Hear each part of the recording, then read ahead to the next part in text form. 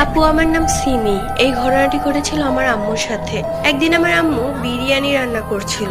তখন রান্নাঘরের জানালার ওপাশ থেকে এক বৃদ্ধ মহিলা বলল, আমার একটু দে না মা। আমার মায়ের খুব মায়া হলো, তাই তিনি প্লেট নিয়ে আসতে গেলেন।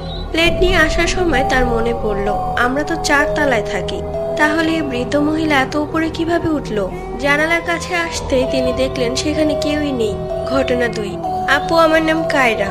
একদিন রাতে আমার ভাইয়া মাছ ধরতে গিয়েছিল। এই রাত করে মাছ ধরতে আমার মা অনেক নিষেধ করে, তারপর আমার ভাই শুনে না, কারণ মাছ ধরা নাকি একটা নেশার মতো। যাই হোক, আমার ভাইয়া তার 3 বন্ধুর সাথে মাছ ধরতে গিয়েছিল। তারা যে কয়টা মাছ পাচ্ছিল সবগুলোই তাদের ঝুড়িতে রাখছিল। এরপর তারা ঠিক করলো এবার বাড়ি ফেরা যাক, কারণ অনেকক্ষণ যাবত তারা মাছ ধরছে। তারা যখন বাড়ি ফিরবে তখন দেখে তাদের ঝুড়ি পুরো খালি, চারিপাশে ছিটিয়ে আছে মাছের কাঁটা। এতক্ষণ যাবত ধরা মাছগুলো তাহলে কোথায় গেল?